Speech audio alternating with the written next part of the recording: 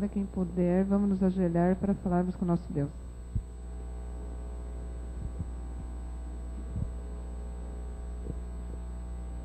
Querido e bom Deus, que muito obrigado por estarmos hoje na tua santa presença. Querido Senhor, também que possamos te louvar e te agradecer conforme a tua santa vontade. Querido Senhor, abençoa todo o teu povo nesse mundo vasto que estão reunidos nesse momento, que tu possa agraciá-los da melhor maneira possível. Querido Senhor, tudo que foi feito hoje na tua santa casa de oração possa ser feito por honra e glória do teu santo nome. Querido Senhor, dê-nos vida e saúde a cada dia que passa e abençoe também a cada família aqui representada, que possa estar com cada um deles. Querido Senhor, abençoe as visitas também que estão no nosso meio, que elas possam se sentir confortadas por ti e possam voltar mais vezes na tua santa casa de oração. Querido Senhor, já temos de te agradecer pelas inúmeras bênçãos que o Senhor nos dá a cada dia. Que o Senhor possa estar conosco também a cada dia. Querido Senhor, que nos seja feita a nossa vontade, mas a tua. Perdoa nós nossos pecados e nossas falhas. Por amor de Jesus. Amém.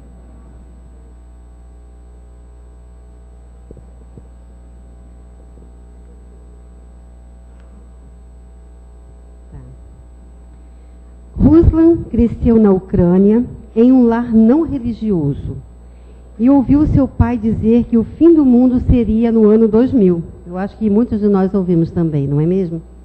Em sua inocência, Ruslan acreditou no pai, motivo pelo qual estava certo de que não havia esperança para o futuro. Com duas irmãs mais velhas, Ruslan achava que os pais davam mais atenção a elas e a deixavam livre para fazer tudo o que quisesse. Então, ao se tornar jovem, começou a fumar, beber e até experimentou drogas. Tudo piorou para a família quando Ruslan começou a roubar objetos em casa.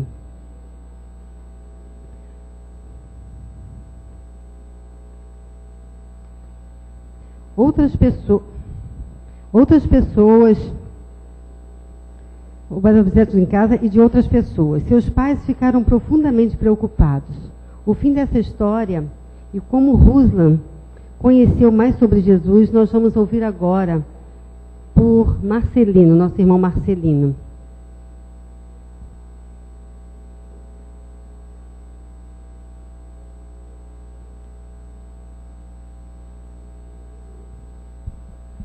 Bom sábado a todos. A história de Ruslan, ela nos traz alguns exemplos de como a família pode influenciar a vida espiritual e o desenvolvimento espiritual dos jovens. Ruslan, como foi comentado aqui, pertencia a uma família não cristã, mas um dia seu pai se converteu, foi batizado na igreja adventista, e naquela época, em 1994, não haviam cultos fixos, em lugares fixos, e a partir daquele momento a igreja se reunia na casa de Ruslan, na casa do pai de Ruslan. No começo, esse era um pretexto para Ruslan sair de casa, porque ele não suportava aqueles cultos. Mas com o exemplo de seu pai, da sua família, Ruslan aos poucos começou a frequentar alguns cultos, começou a ouvir a palavra de Deus. Até que um dia um grupo de comportores resolveu visitar aquela cidade, fazer um trabalho naquela cidade, e o pai de Ruslan o convidou para visitar, para recepcionar esse grupo de comportores. E Ruslan, ele ficou curioso e resolveu aceitar o convite do seu pai, porque ele achava que aquele grupo era um grupo incapacitado do ponto de vista intelectual e também fisicamente, porque tinham tantas coisas interessantes como jovens para fazer, eles ficavam oferecendo literatura evangélica ou cristã nas casas. E ele, até para resolver essa curiosidade, ele resolveu visitar ou recepcionar esse grupo de comportores. Ele ficou muito surpreso porque esse grupo era um grupo jovem, bastante, digamos, bonitos, saudáveis e muito inteligentes. E sempre muito, muito simpáticos, muito sorridentes. O jovem Ruslan acabou se afeiçoando desse grupo, fez amizade com esse grupo e começou a trabalhar com esse grupo. Mas Ruslan ainda tinha algumas dependências, principalmente com relação a cigarro. E ele, apesar de ter já vencido outros problemas relacionados a bebidas e outras drogas, ele ainda tinha esse problema com o cigarro. Em algumas visitas que ele fazia com esses parceiros aí de comportagem, ele fechava a boca, não abria, para evitar que algumas pessoas pudessem sentir o odor do cigarro. Imagine a situação. Só que mesmo com a boca fechada, ele em oração pedia a Deus que o libertasse daquele vício. Um belo dia, num desses cultos, na casa de Ruslan, ele resolveu se batizar. No entanto, o vício do cigarro ainda era forte. E ele tentou diversas vezes e não conseguiu. Até que um dia ele orou fervorosamente a Deus e disse para Deus da sua incapacidade física e intelectual de vencer esse vício. E um milagre aconteceu. Em poucos dias, semanas, Ruslan conseguiu vencer esse vício e foi batizado. Um pouco mais da história de Ruslan nós vamos ver no próximo sábado. Amém? E agora que vai ficar boa a história. Na semana que vem, quem quiser saber o restante, estejam aqui no mesmo horário e saberá o que aconteceu com Ruslan. Como o tempo passa rápido, né? Agora nós vamos começar a lição. É importante entender, na nossa lição ali, que está explicando que, embora Jesus tivesse criticado as práticas legalistas dos fariseus, ele exaltou o quê, meus irmãos? O que ele exaltou? Os 10 mandamentos, a lei, confirmando claramente a perpetuidade do decálogo e explicando seu significado e propósito. O próprio Cristo disse que ele veio para cumprir a lei, em Mateus 5,17. Em muitos aspectos, sua morte foi a revelação máxima da validade contínua da lei de Deus. Nesta semana, nós analisamos os ensinamentos de Jesus no que diz respeito à lei e ao impacto que seus ensinamentos devem ter em nossa vida. Mas antes de nós recapitularmos, vamos ficar meditando enquanto o nosso conjunto vai cantar aqui, né? E vocês meditem nesse aspecto, na grandiosidade da lei. Mas antes ainda tem oferta, que a Sandra atropelou. Nós vamos recolher a oferta.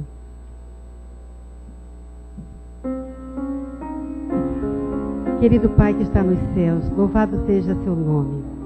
Agradecemos imensamente porque tem cuidado de nós e na nossa imperfeição tem atuado, Senhor. Muito obrigado. Agora será recolhida a oferta e os dízimos. De alguns, Senhor, não sei, mas aqueles que não puderem colaborar, que de uma forma ou de outra que tu possa abençoá-los também.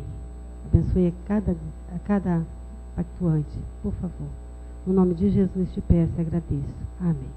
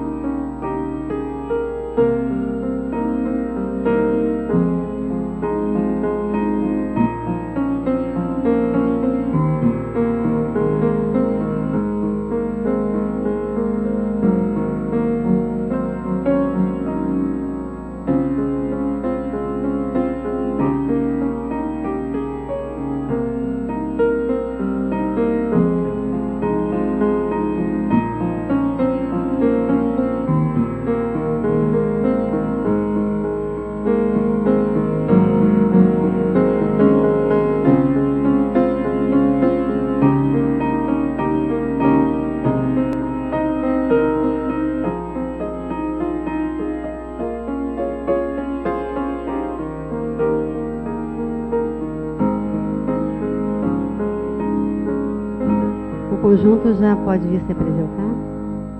Enquanto eles cantam, vamos meditar na lei de Deus, no que ela vem fazer com nós, seres humanos.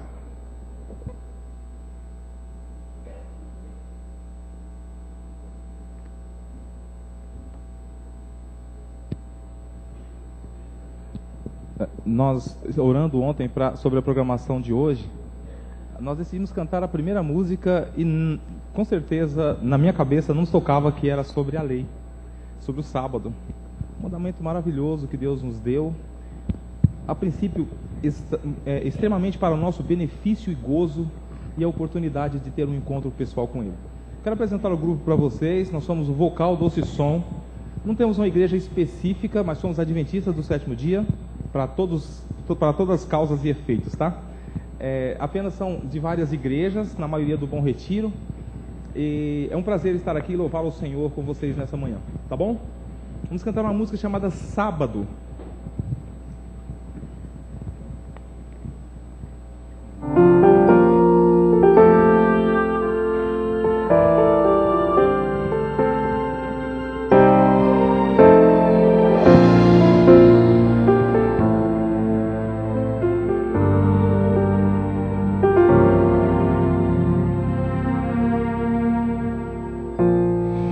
Desde o princípio nos amaste, teu coração para expressar-se nos deu um presente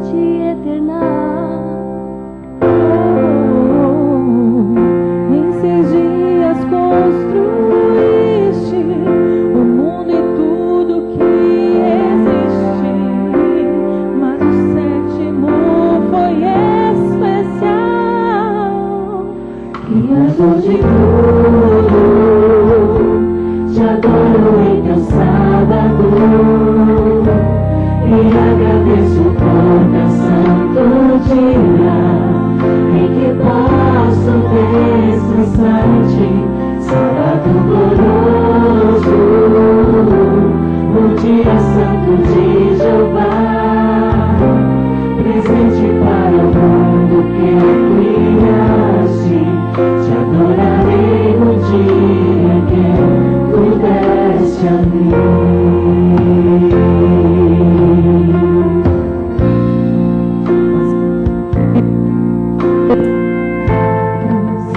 E assim nos separamos do presente que um dia nos uniu.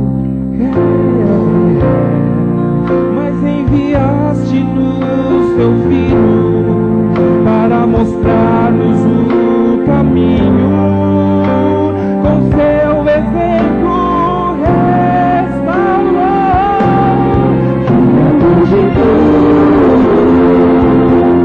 te adoro em teu sábado e agradeço por teu santo dia em que posso descansar em ti, sábado glorioso, o dia santo de Jeová, presente para o mundo que criaste.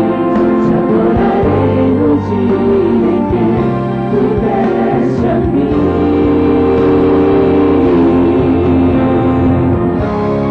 E sou eu que santifico, te deleitarás em mim.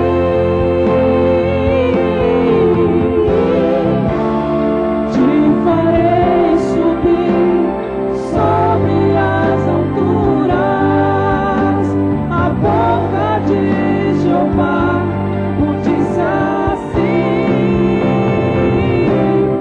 Criador de tudo, te adoro em teu sábado e agradeço por teu santo dia em que posso descansar em ti, sábado glorioso, o dia santo de Jeová, presente para o mundo que criaste.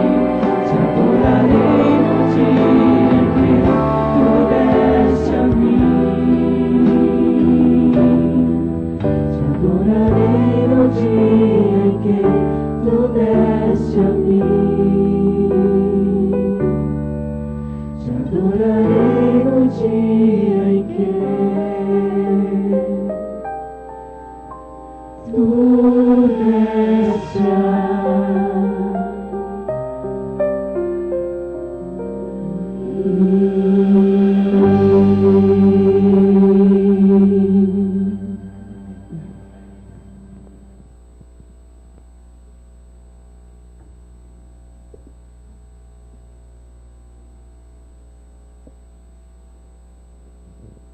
Agradecemos ao conjunto, né, pela mensagem dada para nós. Agora, queremos que os professores se coloquem de pé. Vamos fazer em classe a nossa lição até 10h05, tá bom? Os professores possam ficar de pé para nós fazermos uma oração agora. Querido Senhor, muito obrigado por estar na tua presença mais uma vez. E agora nós alimentarmos espiritualmente, que tu possa nos dar entendimento e sabedoria que vem dos altos céus. Querido Senhor, muito obrigado por tudo. Em nome de Jesus. Amém. Até 10h05, então.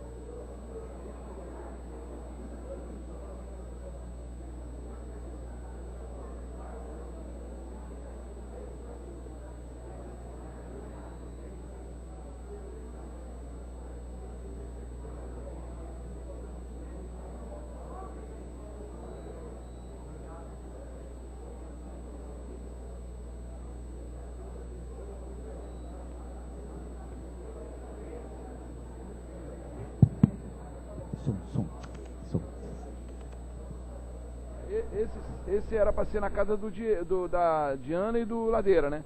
Mas tem um detalhezinho, não dá. Não dá. Então é o seguinte. Qual vai ser o lugar então?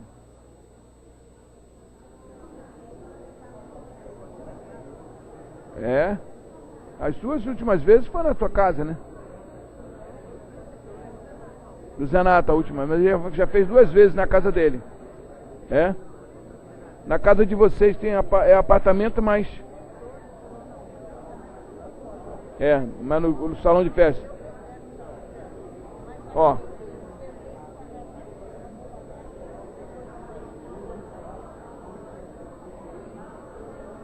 Não querem fazer lá em casa, não? Lá em casa, porque ele já fez 2 vezes na casa dele lá. O Diego quer que faça no mês que vem. Então, lá em casa, tá? Sábado que vem. Tem um outro detalhe aí. Sábado que vem vai ter uma vigília às 6h30. A vigília é dirigida pelos anciões. Aqui. Às 6h30. O tema é a sacudidura, né? Então, a igreja toda está sendo convidada. É lógico, com a vigília vai ter aqui o lanche. E você vai viajar à noite, né? Ela vai com a turma do nosso amiguinho, a classe à tarde. Tem que fazer um juntar prato, é uma correria tremenda. Oi? Então vamos fazer lá em casa. Não, porque... Oi? Não, nós estamos falando porque vai ser um sábado grande mesmo, olha só. Vamos ter vigília, vamos ter a vigília, e depois da vigília, vamos lanchar aqui, depois vamos para casa, podemos pegar os pratos. Não, mas não gosto.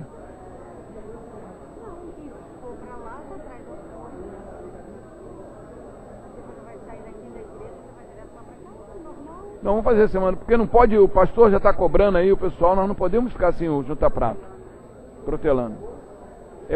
O Jamilton está certo, tem que ser automático, só que nós temos que combinar o lugar que vai ser. Todo primeiro sábado tem que ter o juntar prato.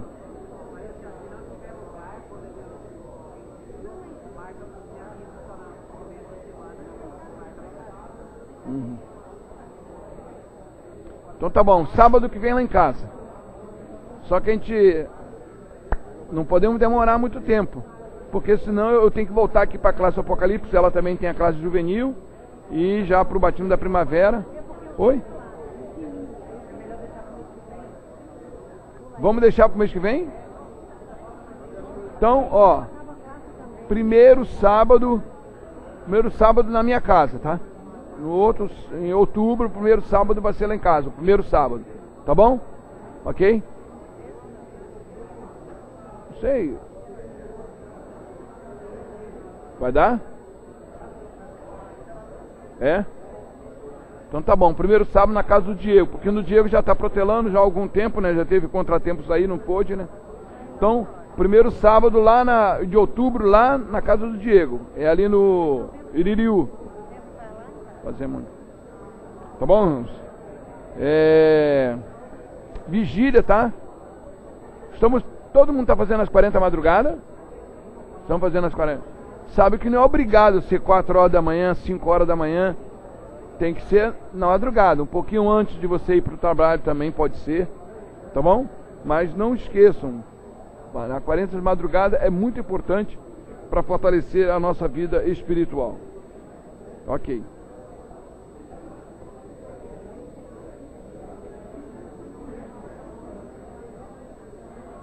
Outra coisa, o pessoal já fez a assinatura das próximas, todo mundo já fez a assinatura da lição da escola sabatina, todo mundo tem a assinatura.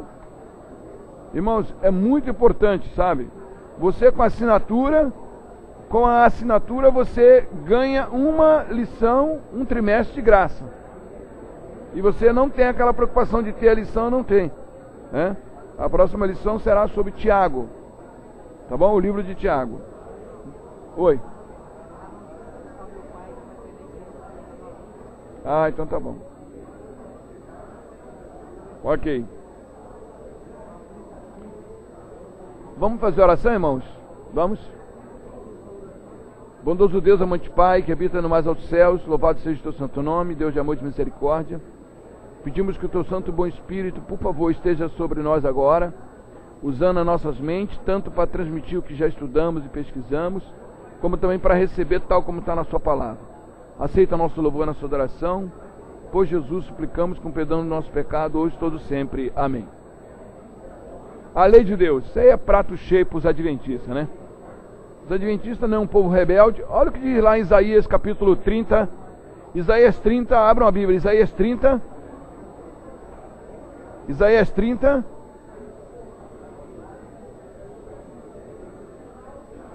Versículo 9.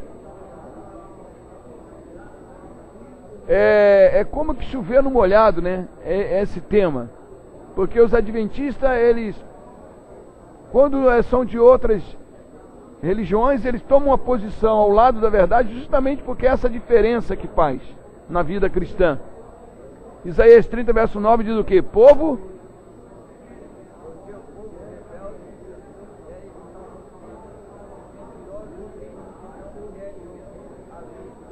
Muito bem. Povo rebelde é esse que não quer ouvir a lei do Senhor. Não é o caso dos adventistas. Os adventistas dão ouvido à lei de Deus. Aceita a lei de Deus, né, como vigência. Mesmo depois de convertido. Mesmo depois que o cristão é convertido, a lei de Deus continua em vigor. Não foi estabelecida só para Israel. Foi estabelecida para o homem. Você já imaginou? Nós estamos muito está muito na moda, está palpável na nossa vista, é televisão, a mídia toda fala diretamente de vários tipos de jogos, por exemplo, basquete, vôlei, né? Futebol, que é muito patente para os brasileiros, não é isso? Você imagina se os campeonatos começassem, né, vamos supor, o campeonato brasileiro de futebol, começasse e de repente no meio ele mudasse as regras. Hã? Não ia ser uma bagunça? Não ia ser uma bagunça?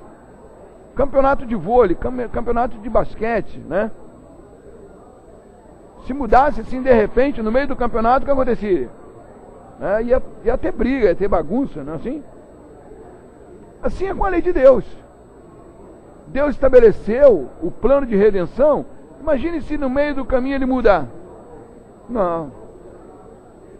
Deus é tão previdente, Deus tão imutável contra a sua própria lei, que quando ele já fez o plano de redenção, ele já sabia que Israel não ia cumprir a sua parte no concerto.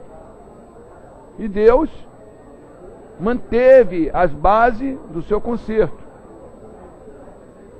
O povo rejeitou a Jesus, mas ele continuou sendo imutável, assim como a sua lei. Entende, irmãos? A lei de Deus é imutável. Ela é perpétua, tanto o caráter de Deus. Não muda. O que nós precisamos fazer é mudar o nosso coração, o nosso comportamento, o nosso coração. Não diz a Bíblia? O que é corrupto? Jeremias 17, verso 9 diz: desesperadamente corrupto é o coração humano. Nessa era de corrupção, que já vai tantos e tantos, agora está mais densa em todos os níveis, o que precisa mudar é o quê? É as leis ou os corruptos? Entende?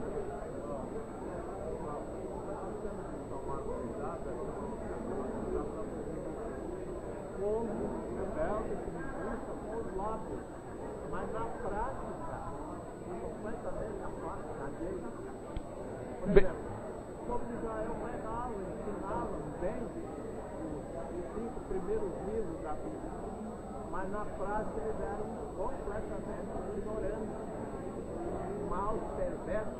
Muito bem lembrado. Ele citou o livro de Isaías, capítulo 29, verso 13. Esse povo se aproxima com seus lábios, mas o seu coração está longe de mim. Consiste em mandamento que maquinalmente aprendeu. Isso já vem de longe. Exatamente. Os seres humanos, olha só, por exemplo, nós estamos vendo hoje no dia a dia assim, ó. Por exemplo, os bandidos que têm quadrilhas, eles são considerados bandidos porque eles têm quadrilhas, assim, comete vários tipos de crime, seja distribuição de droga, seja roubo de carro ou de carga, não é assim? Mas você sabia que dentro da quadrilha existe leis? Fidelidade, regras, não existe? Eu não entendo como é que os cristãos, imagina, e detalhe, são regras imutáveis, ou não, de lealdade, que paga até com a morte, ou não? A pessoa que não é fiel aos líderes, assim, não paga até com a morte? Eu não entendo. Como é que não, justamente o povo que... Agora, detalhe, eles são tão rigorosos com aqueles que não são fiel, mas o quê? Mas roubam, mas a matam, entende? Por incrível que pareça, irmãos. Por incrível que pareça, o grande detalhe todo é que o coração humano é corrupto. As pessoas condenam aquilo que não lhe é próprio. Por exemplo, o adúltero, ele não fala contra o adultério, mas ele fala contra o roubo, ele fala contra a idolatria. Então não é de admirar que dentro da igreja cristã, os líderes religiosos arrumam pretexto para não guardar o sábado, porque não lhe convém, entende? Mas quando eles querem converter, por exemplo, as pessoas que adoram imagem de escultura, eles atacam naquele mandamento, percebe? E não é assim. Tiago 2,10 diz o quê? Aquele que tropeça em sua ponte se torna culpado de todos. Quando a pessoa começa a arrumar desculpa de mandamento A, mandamento B, é porque ele está querendo acariciar um pecado particular e condenar as pessoas. E não deve ser assim. Nós temos que reconhecer que nós somos pecadores e não ficar inventando ideia de dizer que a lei mudou. Nós temos que reconhecer que somos errados e que a lei é imutável tanto quanto o próprio Criador da lei. E, detalhe, não tente guardar a lei se não for por amor. Que assim Deus também não aceita. Os líderes religiosos, não é isso? Os líderes religiosos tem que ter no coração. Salmo 40, verso 8. Salmo 40, verso 8 diz assim: tem no seu coração a lei do seu Deus. Tem que ser por amor. Como disse a irmã Gertrude aqui. A lei de Deus. Nós vamos analisar aqui, irmãos, que Jesus Cristo, nessa semana nós analisamos que Jesus Cristo não veio mudar. Ele veio cumprir, ele veio viver a lei de Deus. Entende? Ele veio praticar. Oi? Exatamente isso. E detalhe, o irmão lembrou bem aqui, a essência da nossa lição dessa semana veio mostrar que Jesus Cristo veio torná-la gloriosa, como está uma profecia lá do profeta Isaías. Olha o que diz a Bíblia lá em Isaías 42. Vamos abrir a Bíblia lá no livro de Isaías 42. O que Jesus Cristo veio fazer?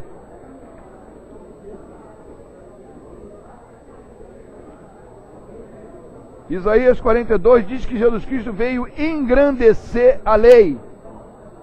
É isso?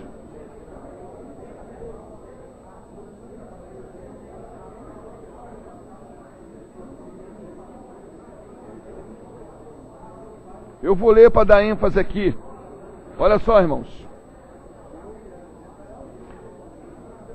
Foi do agrado do Senhor, versículo 21. Foi do agrado do Senhor, por amor da sua própria justiça, o que ele veio fazer? Engrandecer a lei e fazê-la gloriosa. Fazê-la gloriosa. Por incrível que pareça, irmãos, Os líderes religiosos que estão dizendo que Jesus Cristo veio abolir a lei estão redondamente enganados. Porque Jesus Cristo ele veio fazer... Primeiro, quem escreveu a lei? Quem escreveu a lei com seu dedo em tábua de pedra? O próprio Jesus. Lá em Isaías, está aí do ladinho, Isaías 33, verso 22. O que diz lá? Isaías 33, verso 22. Isaías 33, verso 22. Está bem do ladinho. Isaías 33, verso 22. O que diz? Ó. Lê. O Senhor é o nosso juiz. O Senhor é o nosso legislador. O Senhor é o nosso rei e Ele nos salvará. Tem alguém tem dúvida que Jesus é o rei dos reis, Senhor dos senhores? Tem alguém que tem dúvida que Jesus é o Senhor? Tem alguém que tem dúvida que Jesus Cristo é o nosso Salvador? Porque a palavra Jesus significa Salvador. Não é isso? Quem morreu na cruz do Calvário por nós? Da Trindade. Não foi o Filho? Ele é o Senhor, Ele é o Rei dos Reis, Senhor dos senhores. Ele é o quê? O legislador. O legislador é o que escreve a lei, o que fez a lei. Entende? Exatamente isso. Do qual? Então, sim.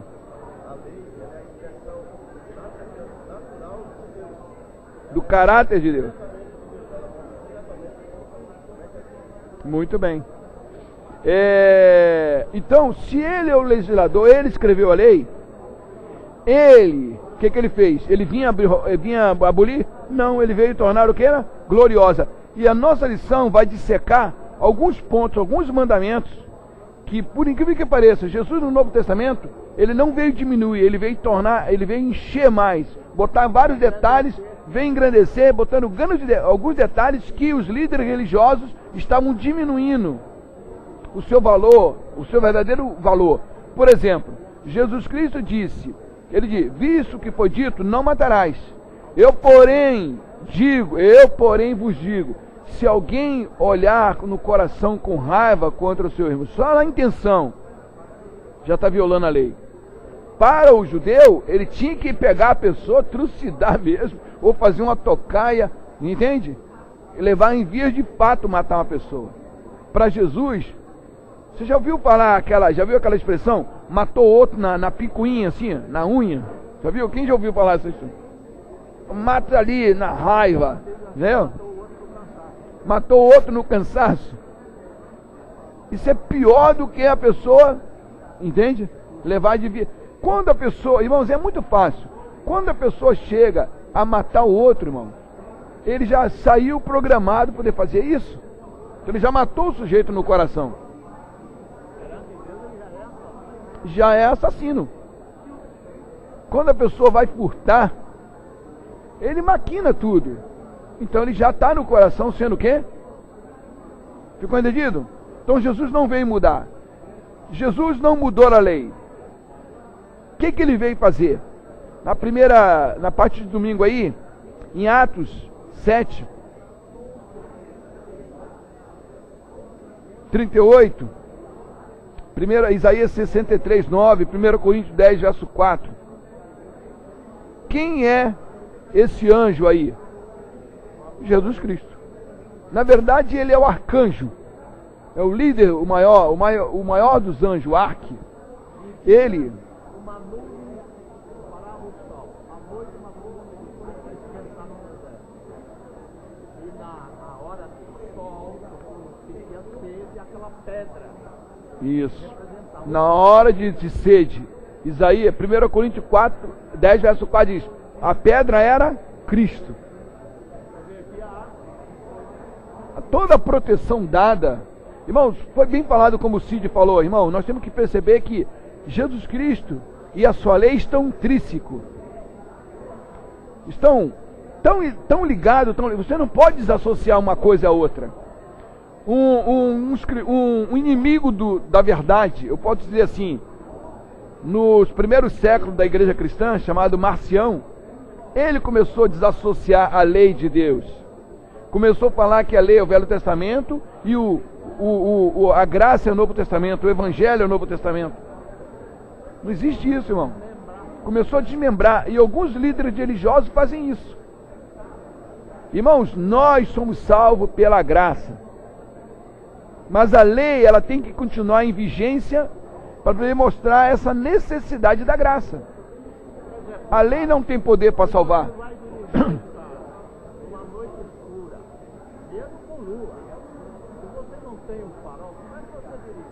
Agora eu pergunto, o farol leva, tá? Mas para que o farol? Exatamente. Muito bem lembrado essa ilustração do irmão quanto ao farol. É como você, por exemplo, uma bússola. Não é à toa que no Salmo 119, o capítulo que mais exalta a lei de Deus, o maior capítulo da Bíblia, são 176 versículos, está exaltando a lei de Deus. Não é à toa que ele diz o quê? Que ela é uma lâmpada. A palavra de Deus, a Bíblia, os 10 mandamentos, ele vai guiando as pessoas. Né? Indivíduo acha que pela guarda da lei ele vai alcançar o favor de Deus, ele já está pronto. Exatamente isso. Não é pelo nossos méritos, né? Bem lembrado. A lei ela não salva, mas ela te leva para a fonte da salvação. Ela orienta. Bem lembrado. Aham. Jesus aprofundou o significado da lei. Vamos ver lá. Preste atenção. Qual foi o contraste que Jesus Cristo fez num aspecto mencionado aqui no Sermão da Montanha, e qual autoridade que ele apelou para cada exemplo? Quando ele começou a dizer, visto que foi dito, a quem ele apelou? Quando Jesus estava mencionando, visto que foi dito, os antigos, ele estava falando de quê? Do Velho Testamento. Ele estava falando como o Velho Testamento as pessoas aplicavam a lei escrita, os 10 mandamentos, não é isso? Agora, o que ele estava mostrando ali no Sermão da Montanha? Ele estava aplicando o quê? Ele estava fazendo o quê? Mostrando que ele é o autor, ele tinha autoridade para fazer isso, não é isso? Como nós já mostramos, foi o legislador, e ele estava explicando realmente a essência, a verdadeira essência do que é guardar os mandamentos de Deus. Entende? Exatamente, bem lembrado, Cid. A ilustração que ele falou, nada melhor que uma pessoa ensinar sobre o que ele criou. Na verdade, por exemplo, quem pode dizer como funciona, vamos supor, um celular? O autor, a pessoa que montou aquele, ele diz lá, o fabricante, por isso que ele traz o manual. Então Deus, ao criar a sua lei, ele está dizendo como que é o que ele queria, a essência, não a letra fria, como o irmão citou aqui. Por exemplo, se você quer guardar os mandamentos para poder ser salvo na sua própria força, ele já errou aí. Você guarda os mandamentos porque você já é salvo. Primeiro você tem que ser salvo. Se me amar e guardarei os meus mandamentos, o verso áureo diz isso, São João 14,15. Você precisa ser, você vai obedecer por amor, porque você foi amado. Entende? Você vai fazer as coisas naturalmente. Submeter, através da submissão, recebe o apoio de Deus. Uhum. Então me desperta para obedecer e seguir esse lado. Muito bem. Jesus, o 7º mandamento. Vamos lá. Por exemplo, Jesus Cristo veio abolir a lei? Não. Por incrível que pareça, ele colocou detalhes que as pessoas não percebiam. Quando Hélio White diz no livro O Maior Discurso de Cristo, quando Jesus estava fazendo o sermão ali, no monte, estava passando uma galera, né? Era um grupo de pessoas dentro de um barco, indo para o outro lado, para poder praticar, inclusive já praticando as suas orgias ali, à plena luz. Aquelas pessoas que vinham atacando Jesus estavam ali sentados, olhando, entendeu? Para Jesus Cristo, mas com o pensamento querendo olhar para trás, para ver o que Jesus Cristo falava, se Jesus ia condenar a prática de orgias que estavam acontecendo ali. Mas Jesus lia o coração deles e via que eles estavam com desejo de praticar aquilo. E foi por isso que Jesus falou: aquele que olhar com um pensamento impuro já adulterou. Porque ele sabe, irmão, que todo ato, querendo participar, todo aquele ato que as pessoas fazem, ele já primeiro cria no coração. Quando você imagina roubar, adulterar, você já maquinou aqui na mente. E quando Jesus Cristo falou, aquele que olhar com pensamento impuro já adulterou, porque ele já está. Só faltou cometer o ato. Por isso que o mandamento, a essência do mandamento é você não praticar o ato aqui, ó. Entende? Luiz Voldvogel, o pastor Luiz Voldvogel, já faleceu, o tio Luiz. Ele dizia o seguinte, que sabiá na goela, ele escreveu até um livro que falava sobre isso. Ele dizia assim, citando Martinho Lutero, eu não posso impedir que os passarinhos rodeiem sobre minha cabeça, mas posso impedir que ele faça ninho. Quando está aqui dentro, ninguém sabe que você pecou. Você pode ter duas opções.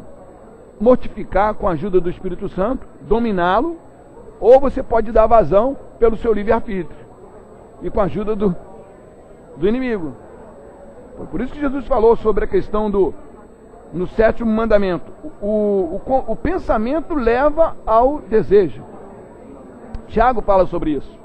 A cobiça, isso, leva ao ato.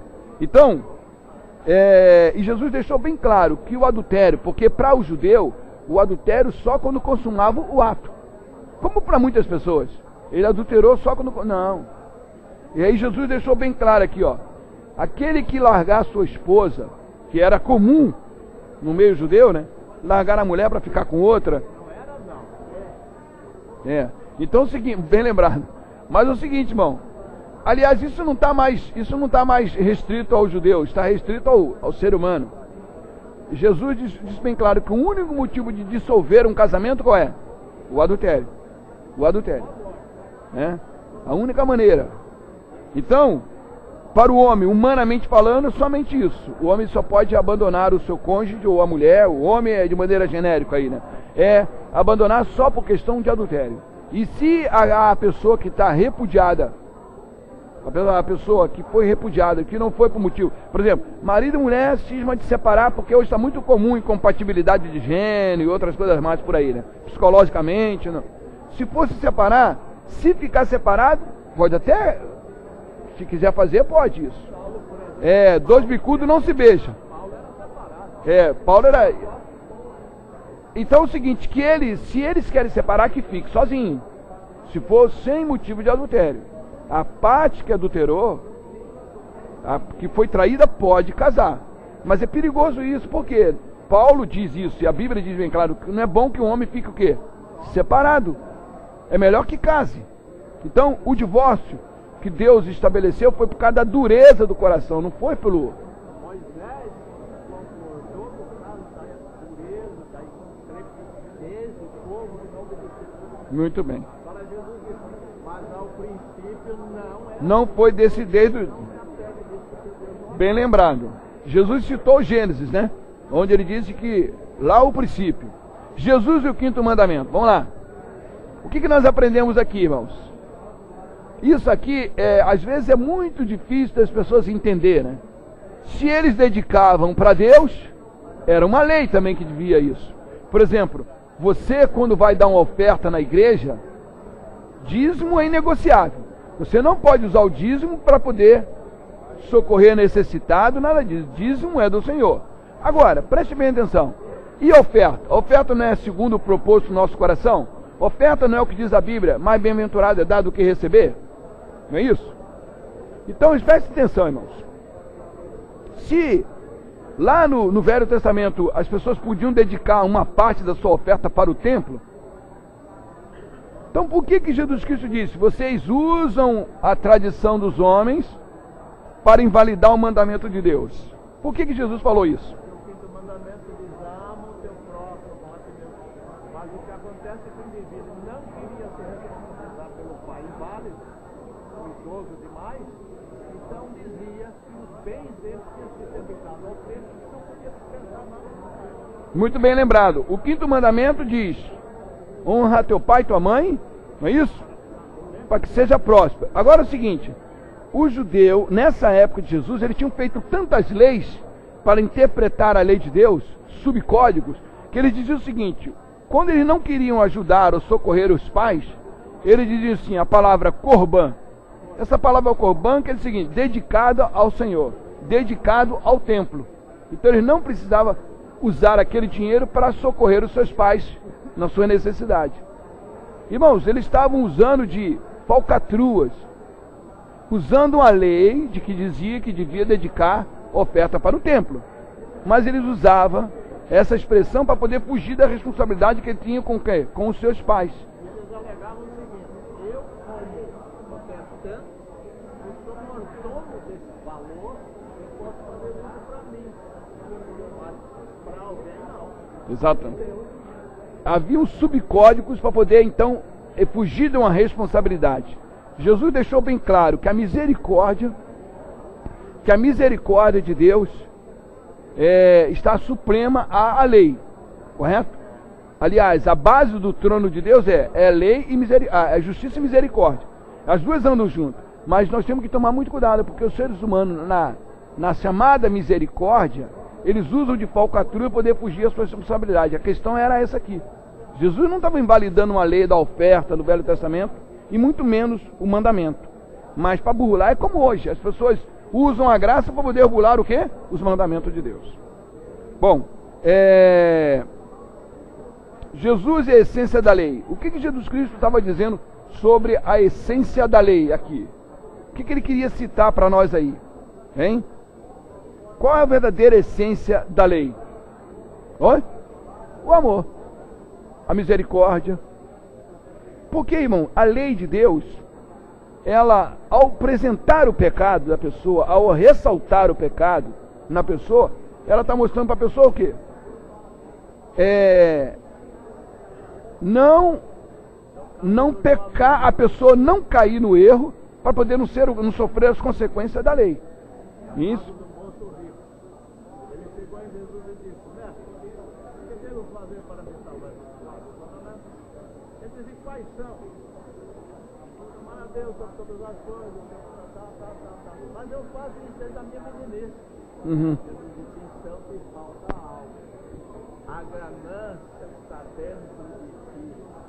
Desfaz dos teus bens que tu tens com Deus.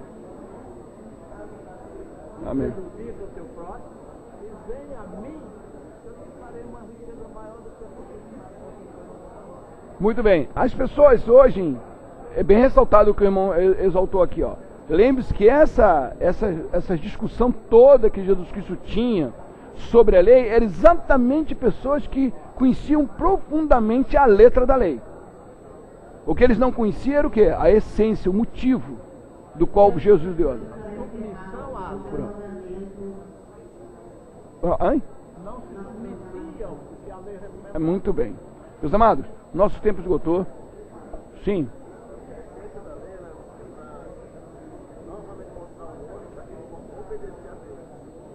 Exatamente isso. E levar ao quê? A essência é amar a Deus sobre todas as coisas e o seu próximo como a ti mesmo. Deus abençoe.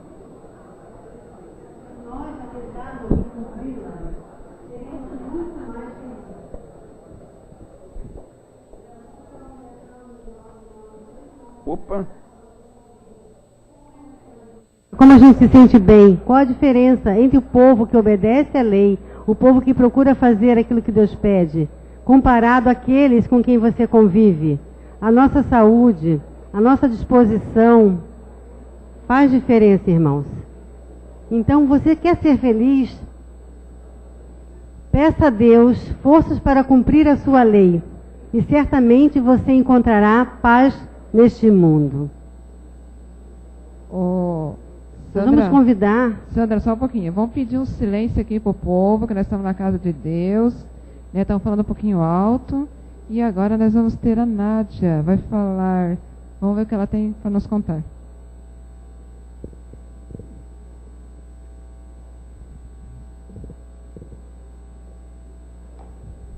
Bom dia, queridos irmãos. Feliz sábado a todos. Estou aqui com o meu coração um pouco triste pelos trabalhos que nós temos desenvolvido na ASA. Não pelo trabalho, mas pelo envolvimento do meu povo. Infelizmente, nós temos tido pouco envolvimento. Nós somos uma igreja que nós temos quase 1000 membros. Se 300 desses membros colaborassem, nós poderíamos fazer muito mais.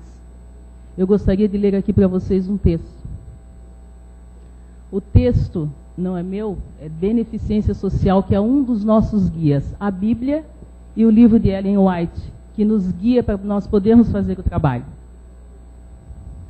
Tornar-se um batalhador, prosseguir pacientemente na prática do bem que reclama esforço abnegado, é uma tarefa gloriosa, sobre a qual o céu dispensa o seu sorriso. O trabalho fiel é mais aceitável a Deus do que o mais zeloso culto revestido da mais pretensa santidade. O verdadeiro culto é o trabalho junto com Cristo. Orações, exortação e palestra são frutos baratos, frequentemente artificiais, mas os frutos que se manifestam em boas obras, no cuidado dos necessitados, dos órfãos e das viúvas, são frutos genuínos e produzem-se naturalmente na boa árvore. Tem-nos vindo muitas pessoas com muitas necessidades e nós precisamos dos irmãos para poder ajudar essas pessoas. Sozinhos nós não podemos fazer o trabalho. Eu tenho aqui uma listinha das pessoas que nos têm procurado. Eu estou com 2 casais que vieram lá do norte, eles precisam praticamente de tudo. Precisam mobiliar sua casa, eles não têm quase nada. São pessoas muito carentes. Estão precisando de fogão, geladeira, armário, guarda-roupa e todo tipo de utilidade doméstica. Eu sei que os irmãos não têm tudo, mas um pouquinho cada um pode ajudar e pode ajudar sim. Temos também aqui uma família que está com gêmeos, estiveram na UTI, estão saindo agora da UTI, mas precisam de fraldas descartáveis, vão precisar de remédios. Temos um casal de idoso aqui na nossa igreja, pessoas doentes, que recebem salário mínimo, aposentadoria. Como que essas pessoas vão se manter pagando esses remédios? E eu sei que se os irmãos quiserem nos ajudar, podem com um pouquinho, que seja 5, 10 reais de cada um, mensalmente, nós podemos ajudar esse casal. Façam, por favor, irmãos, planos para que nós possamos fazer aquilo que Deus nos pede. Nós não temos que simplesmente guardar os 10 mandamentos como faziam os fariseus. Nós temos que ajudar os nossos irmãos. Nós temos muitas pessoas necessitadas aqui na igreja. Irmãos do nosso lado, não precisamos olhar lá para a África, lá não sei para onde. Nós temos irmãos aqui dentro que precisam de nós. Por favor, façam um esforço e nos ajudem, porque a ASA sozinha, as voluntárias sozinhas, nada podem fazer. Nós precisamos muito de vocês. Eu sei que vocês vão fazer planos, que vocês têm amor no coração, que é isso que Deus nos dá para que a gente possa continuar esse trabalho.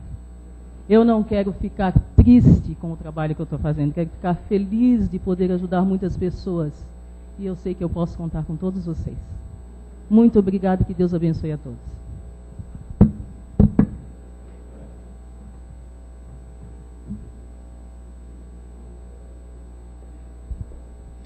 Quero agradecer a Nádia, que tem feito um trabalho maravilhoso.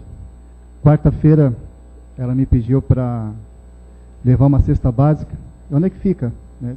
Fica em tal lugar assim, assim, assim. Né? Até a gente viu ali no mapa. Tudo bem, vamos lá. Era 20 para as 10, né? 21h30, 21h40 mais ou menos. Lá fui eu com a caminhonete. Disse assim, mas Nádia, está necessitando, não, está necessitando, passando fome. E uma irmã da igreja, queridos. Aí cheguei lá, bati numa casa, e ela é sozinha, e um homem lá de dentro, quem é? Eu, desculpa, mas eu acho que não é aqui, né? Eu falei para ele, não é mesmo. Aí fui na casa do lado, batendo palma, e chamei pela irmã, ela atendeu. Aí, queridos, ela ganhou 2 cestas básicas, que eu quase não consegui carregar, né? Aí fui levar, quando eu olhei na mesa, só tinham assim umas frutas, bem poucas frutas mesmo. E eu fiquei muito feliz, imagina, ela também agradeceu muito pela ajuda que ela teve. Provavelmente ela deveria estar ali orando, eu não sei o que eu vou comer amanhã, mas graças a Deus tem pessoas, sempre tem pessoas que ajudam. Por isso, não tenha vergonha, queridos, não tenha vergonha de dizer, eu preciso. E eu vou falar de uma história que está em Marcos 10, de 46 em diante. E foram para Jericó. Quando ele saía de Jericó, juntamente com seus discípulos e numerosa multidão, Bartimeu, cego, mendigo, filho de Timeu, estava sentado à beira do caminho. E ouvindo que era Jesus, o Nazareno, pôs-se a clamar: Jesus, filho de Davi, tem compaixão de mim. Bartimeu não teve vergonha no meio da multidão. Ele clamou: tem compaixão de mim, Senhor. Era uma pessoa aflita e necessitada. E muitos o repreendiam para que se calasse, mas ele cada vez gritava mais: Filho de Davi, tem misericórdia de mim. Parou Jesus e disse: chamai-o. Chamaram então o cego, dizendo-lhe: tem bom ânimo, levanta-te, ele te chama. Alguém foi lá e disse, provavelmente foi alguém da Adra: vem cá, Jesus te chama. Ele ouviu as tuas preces, assim como Deus ouviu as preces dessa senhora necessitada, que tocou no nosso coração, e nós levamos naquela mesma noite o pão para ela. Lançando de si a capa, levantou-se de uma só vez e foi ter com Jesus.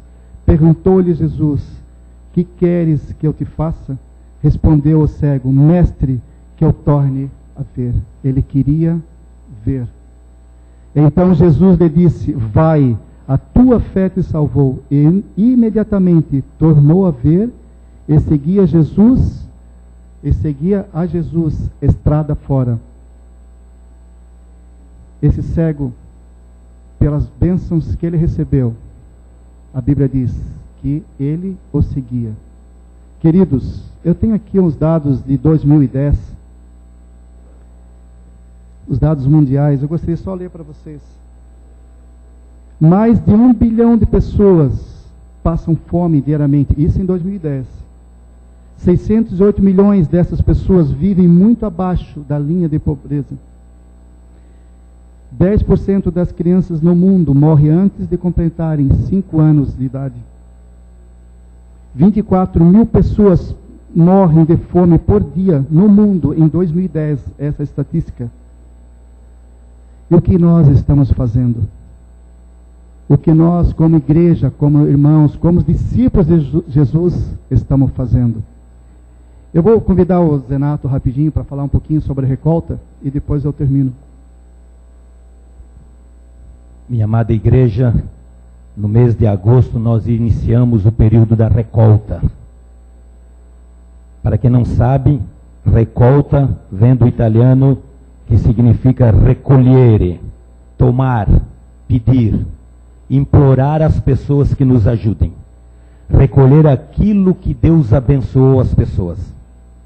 E a nossa igreja não foge a essa regra. Nós temos uma missão de recoltar. Recoltar é nós sairmos na circunvizinhança, nos nossos vizinhos, nosso bairro, no nosso meio de trabalho, e levar a eles uma mensagem de salvação. Levar a eles também uma mensagem de que através da sua ajuda, através dos seus bens que Deus lhe proporciona, ele vai receber e vai ajudar na pregação do Evangelho. Pregar o Evangelho é como o irmão Edinho falou, como a irmã Nádia falou, é alimentar as pessoas também como o nosso Cristo Jesus fazia. Ele alimentava as pessoas, depois ele dava os ensinamentos. E é essa a nossa missão nessa terra, é levar essa mensagem. Cada vez que você vai visitar alguém para recoltar, com certeza você vai levar um livro, uma obra, uma literatura, você vai levar um folheto, e você vai levar a mensagem da esperança e a mensagem da breve volta de Jesus, que essa é a maior missão da nossa igreja. Pregar ao mundo que muito breve Jesus voltará.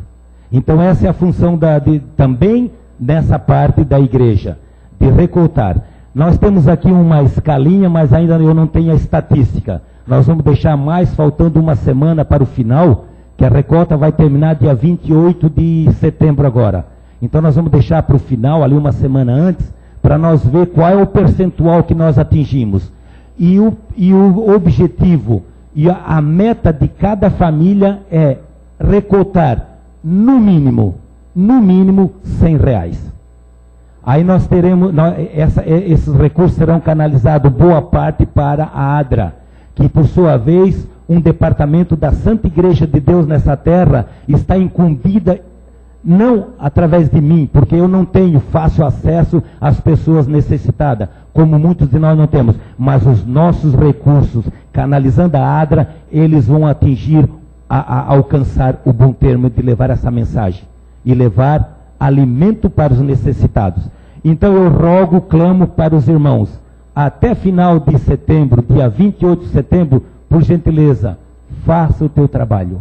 Se você não tem aquele dom de pregar, de dar estudo bíblico, mas eu tenho certeza que você tem o dom de clamar, de pedir, rogar às pessoas em nome de Jesus, para que o Espírito Santo toque no coração dessas pessoas e eles possam abrir o seu coração e também o seu bolso para ajudar os necessitados, não é mesmo, irmã Nádia?